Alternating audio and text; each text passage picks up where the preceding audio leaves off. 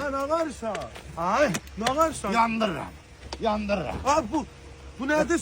Yandır. Benzindi bu. Yok, Şey değil. temiz spit. Rastıvaltenle karıştırmışım. Beşinde yandıracağım. Deli olmuşsa abi dayan gördüm. Ha, Ne ha. olur? Niye yandırırsın? Ha, yandırırım. Orası da pahalı maşınlardı. Ha, Novruz bayramına dedim Novruz'da yandıracağım. İndi yandıracağım ama beynim söndü. Yo abi dayan da niye yandırırsan? Ne olur? Kardeş, təcili pul lazımdır bir 50 min. Ha, Denən ha. ha. 5 maşınım var, mən bunun birini sata bilmirəm ki, mən 50 min pulu düzəldim. İndi maşını satan bilsən diye yandırırsan. Ha. Deli sen ne sen istiyorsan bir tanesini apar bir dakika avto kreditde sal kredite ha. Ha. Pul götür kırda öde de. Bu 50 minde borcun da hara varsa apar ver. 5 birdən sala bilirəm. Ha bu o yüzün de salarsın. Hadi diyorsun. Vallahi. Ha, yalan Ha, diyorsun. yok Ha. vallahi diyorum. Vallahi sence gidek. Onun nömrələr zaten bahadır. Ha nöbreler zaten kalacak üstünde. Dəyişmirək. Yok. Kimdi 500 sən dalıncan çəkir? Evet 20 dakika çəkməyəcək. 20 nə demək? Ben sana deyirəm, söz deyirəm. Deli ispirtiyle diye. Ha. Ha yanar.